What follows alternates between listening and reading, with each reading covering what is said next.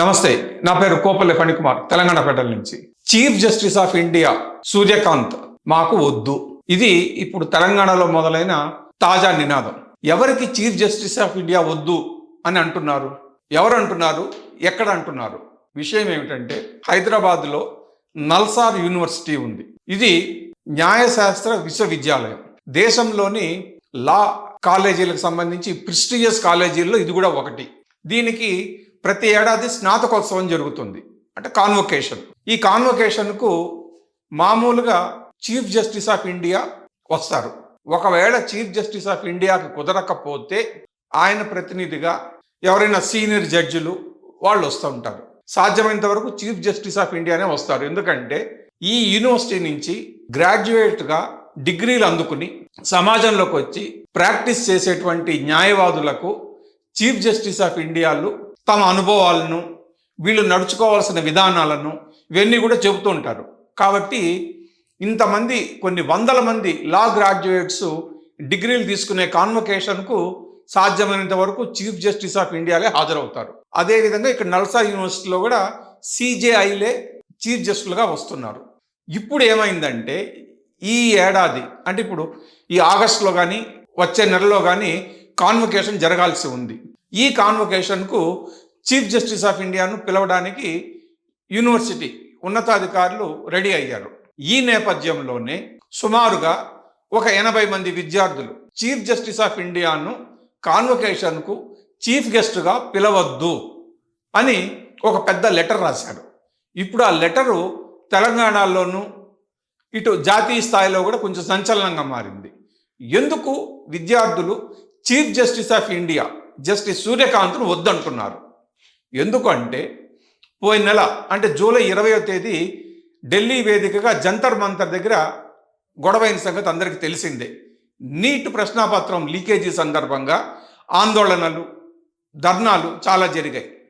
ఆ సందర్భంగా జంతర్ మంతర్ దగ్గర విద్యార్థులను, వాళ్ళ తల్లిదండ్రులు, యువతను పోలీసులు చాలా పాశవికంగా వ్యవహరించారు.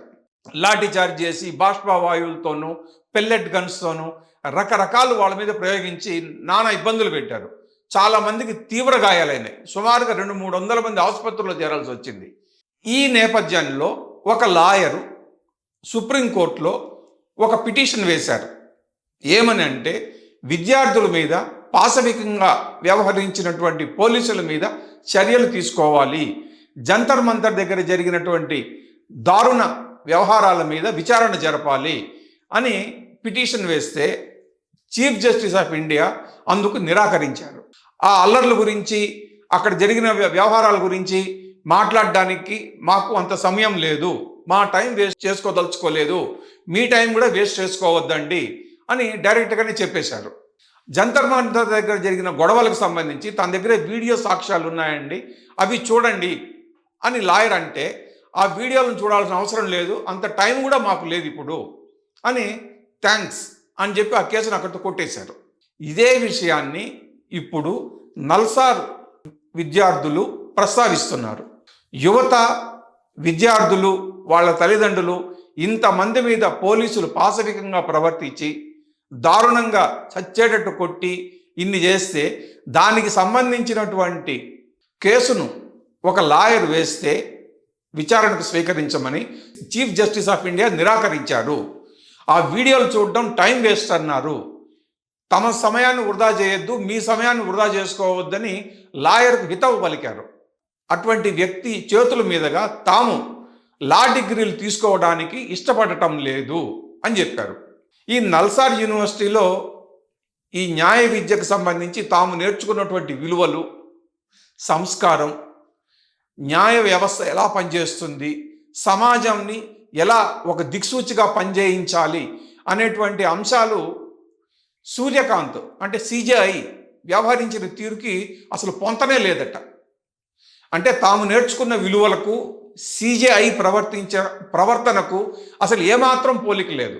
కాబట్టి అటువంటి వ్యక్తి చేతుల మీదుగా తాము కాన్వొకేషన్లో డిగ్రీలు తీసుకోవడం ఇష్టపడటం లేదు.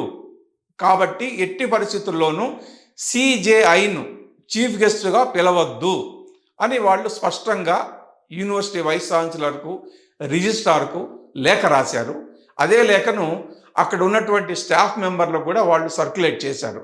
ఇప్పుడు ఈ లేఖ యూనివర్సిటీలోనే కాకుండా జాతీయ స్థాయిలో కూడా చర్చనీయాంశంగా మారింది.